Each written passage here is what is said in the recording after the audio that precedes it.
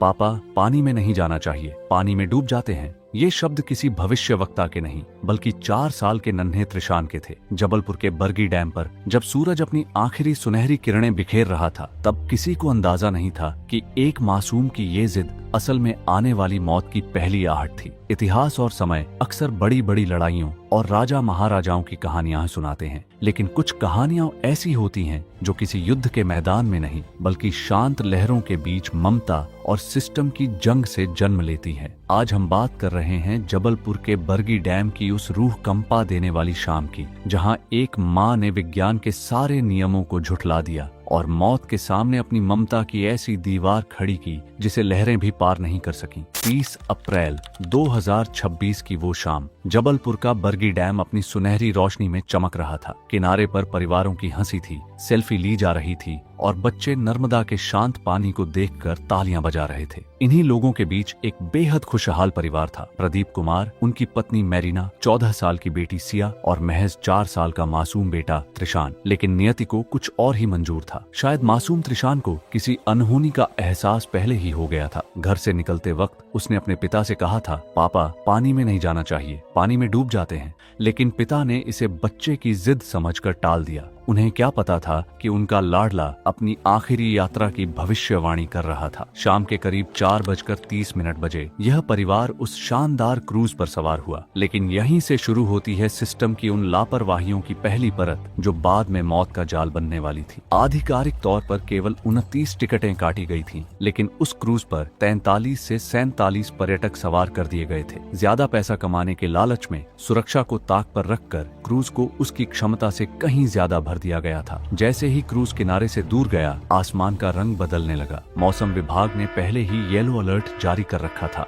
लेकिन प्रशासन और क्रूज संचालकों के लिए पर्यटकों की जान से ज्यादा जरूरी उनका मुनाफा था। 50 से 60 मिनट का चक्कर लगाकर जब क्रूज वापस मुड़ने लगा, तभी 74 किलोमीटर प्रति घंटा की रफ्तार से मौत का बवंडर उठा। धूल भरी आंधी ने सब कुछ धुंधला कर दिया और नर्मदा की शांत लहरें अचानक जानलेवा दीवारों में बदल गईं। जब डर और चीख पुकार मची, तब सिस्टम की दूसरी सबसे बड़ी नाकामी सामने आई, लाइफ जैकेट्स की कमी। वहां मौजूद कर्मचारियों ने यात्रियों को लाइफ जैकेट देने में आनाकानी की और जो जैकेट मिली, उनके लॉक टूटे हुए थे। त्रिशान जैसे छोटे बच्चों के लिए तो अलग से कोई जैकेट थी ही नहीं। इसी अफरा तफरी के बीच जब पानी क्रूज के अंदर भरने लगा, तब उस मां मैरीना ने एक ऐसा फैसला लिया जिसे सुनकर आज भी पत्थर दिल इंसान की आंखें भर आती हैं। उसने देखा कि उसके बच्चे के लिए कोई सुरक्षा कवच नहीं है। मैरीना ने अपनी खुद की लाइफ जैकेट खोली, अपने 4 साल के बेटे को अपने सीने से लगाया और उसे उसी एक जैकेट के अंदर अपने साथ लॉक कर लिया। यह विज्ञान के नियमों के खिलाफ था। लाइफ जैकेट एक व्यक्ति को तैराने के लिए बनी थी, लेकिन मैरीना ने उस पर 2 जिंदगियों का बोझ डाल दिया। उसने खुद के बचने की उम्मीद छोड़ दी थी। उसका एकमात्र लक्ष्य था उसका त्रिशान। जब लहरें क्रूज को लील रही थीं और मौत सामने खड़ी थी, तब मैरीना ने वह किया जो कोई विज्ञान नहीं समझा सकता। उसने अपनी लाइफ जैकेट खोली और अपने 4 साल के मासूम त्रिशान को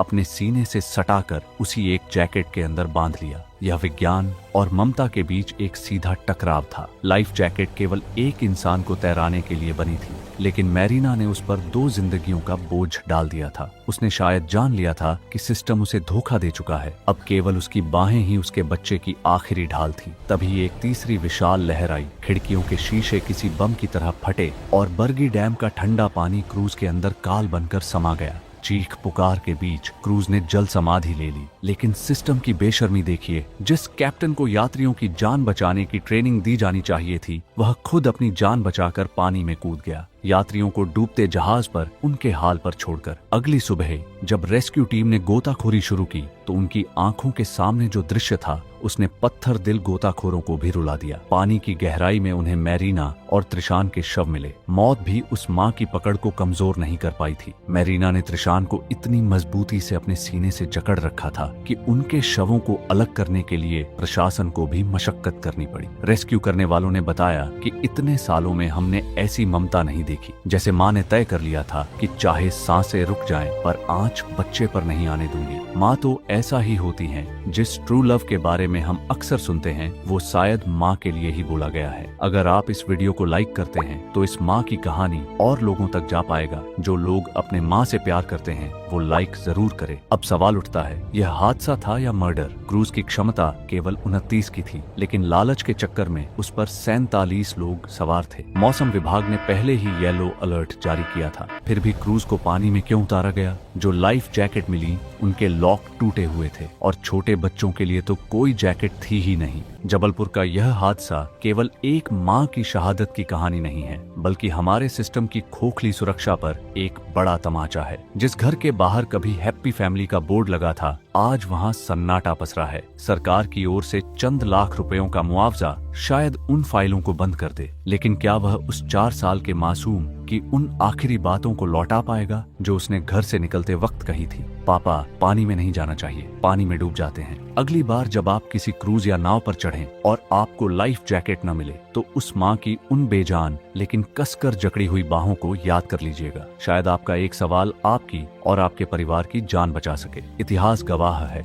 जब जब प्रशासन सोता है, तब तब ममता को अपनी जान की आहुति देनी पड़ती है। अगर हमारा प्रशासन अपना काम सही से करता, तो शायद इन माँ और बेटों की जिंदगियां बचाया जा सकता था। आपको क्या लगता है? इस प्रशासनिक व्यवस्था को लेकर आपका जो विचार है, कमेंट में जरूर बताइए। जैसे ही तीसरी और सबसे बड़ी लहर टकराई, क्रूज के बड़े बड़े शीशे किसी कांच के बम की तरह फट गए। बरगी डैम का बर्फीला और मटमैला पानी एक गर्जना के साथ अंदर घुस आया। चीख पुकार के बीच क्रूज ने जल समाधि ले ली, लेकिन सिस्टम की बेशर्मी का सबसे घिनौना चेहरा तब दिखा जब संकट के उस समय यात्रियों को बचाने के बजाय कैप्टन और उसका स्टाफ अपनी जान बचाकर पानी में कूद गया। उन्हें इस बात की कोई फिक्र नहीं थी कि पीछे उन शीशों की दीवारों के अंदर कितने मासूम बच्चे और महिलाएं मौत से जंग लड़ रहे हैं। पानी की गहराइयों में मैरीना ने हार नहीं मानी। कल्पना कीजिए उस अंधेरे और ठंडे पानी के दबाव की, जहां सांस लेना मुमकिन नहीं था, लेकिन उस माँ के हाथ अपने बच्चे पर से नहीं छूटे। उसने त्रिशान को अपने सीने से इस तरह सटा लिया था जैसे वो उसे वापस अपनी कोख में सुरक्षित कर लेना चाहती हो। अगली सुबह जब सूरज की किरणें डैम के शांत पानी पर पड़ी, तो किनारे पर मातम पसरा था। रेस्क्यू टीम ने जब गोताखोरी शुरू की, तो उनकी तलाश मैरीना और त्रिशान पर आकर ठहर गई।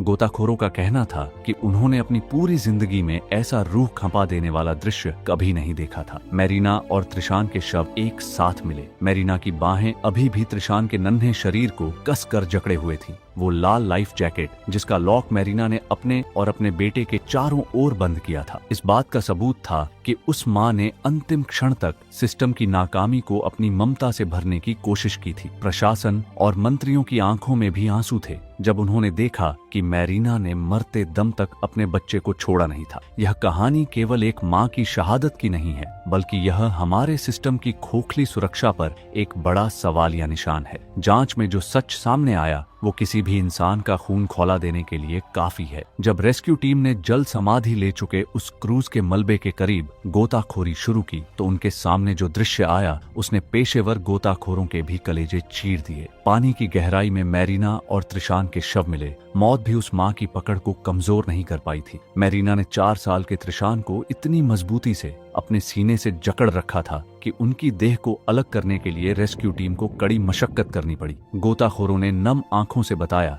कि इतने सालों के करियर में हमने ऐसा मंजर नहीं देखा। माँ ने अपनी आखिरी सांस तक बच्चे को ढाल बनाकर रखा था। अस्पताल के गलियारों में जब एम्बुलेंस पहुंची, तो वहां मौजूद सारा स्टाफ, डॉक्टर्स और प्रशासन के लोग फूट फूट कर रोने लगे। मैरीना और त्रिशान के चेहरे बिल्कुल शांत थे, मानो वे अब भी सो रहे हों, लेकिन उनकी नाक और मुंह से बहता खून उस भयानक दबाव की गवाही दे रहा था जो उन्होंने पानी के नीचे झेला था। पिता प्रदीप कुमार, जो खुद मौत के मुंह से बचकर निकले थे, अपने लाडले को सीने से लगाकर बिलख रहे थे। मेरे बेटे, तू मुझे ऐसे छोड़ गया। यह महज एक हादसा नहीं, बल्कि सिस्टम की उन परतों का खुलासा था जिन्होंने एक हैप्पी फैमिली को हमेशा के लिए उजाड़ दिया। कैप्टन की कायरता। जिस वक्त यात्रियों को दिशा और साहस की जरूरत थी, उस क्रूज का कैप्टन और स्टाफ इंजन बंद करके खुद पानी में कूद गए और यात्रियों को डूबते जहाज पर उनके हाल पर छोड़ दिया। क्रूज पर क्षमता से अधिक लोग थे, लाइफ जैकेट के लॉक टूटे हुए थे और छोटे बच्चों के लिए तो कोई सुरक्षा कवच था ही नहीं।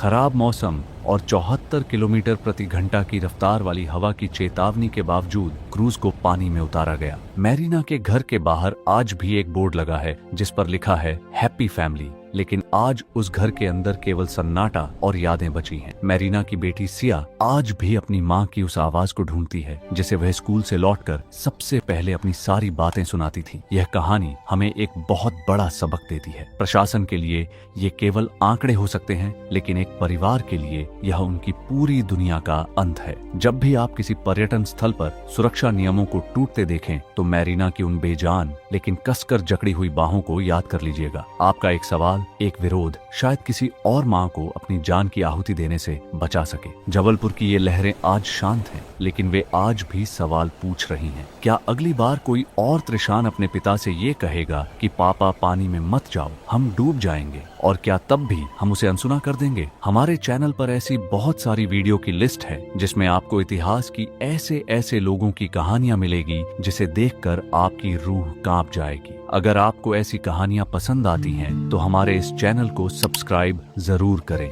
धन्यवाद।